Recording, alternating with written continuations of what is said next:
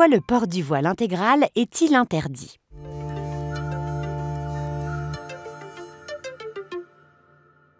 En 2010, après plusieurs polémiques sur la présence de femmes musulmanes entièrement voilées dans l'espace public, l'Assemblée nationale a voté une loi qui interdit le port du voile intégral. Beaucoup ont critiqué cette loi comme une nouvelle attaque contre les musulmans. En fait, le débat a été posé de la mauvaise façon, car l'interdiction du port du voile intégral n'est pas strictement une question de religion. En effet, ce qui est véritablement gênant avec le voile intégral, c'est qu'il va à l'encontre d'un principe social considéré comme commun en France, qui est qu'on ne sort pas dans l'espace public sans montrer son visage. Prenons un exemple absurde. Si du jour au lendemain, une religion ordonnait à ses croyants de vivre tout nus, parce que c'est plus naturel comme ça, ou parce que Dieu nous a créés nus.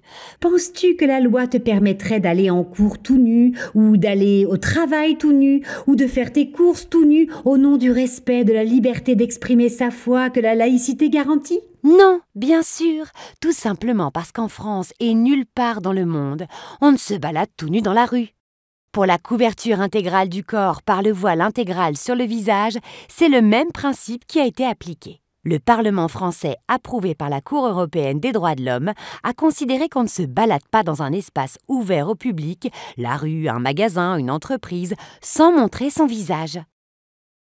Le vivre ensemble se base sur une obligation que chacun doit respecter, celle de se plier à des règles sociales minimales auxquelles l'invocation d'une interprétation religieuse personnelle ne peut faire exception.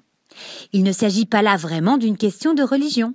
Aucune religion n'impose le voile intégral. Une femme voilée qui montre son visage dans la rue peut le faire en toute liberté, en conformité avec la loi. Certes, la restriction des pratiques religieuses ou de l'expression de la religion existe dans certains espaces, écoles publiques ou certains métiers, fonctionnaires d'État en public, mais il s'agit d'organiser différents espaces afin de s'assurer que la liberté de conscience de chacun est respectée, croyant et non croyant.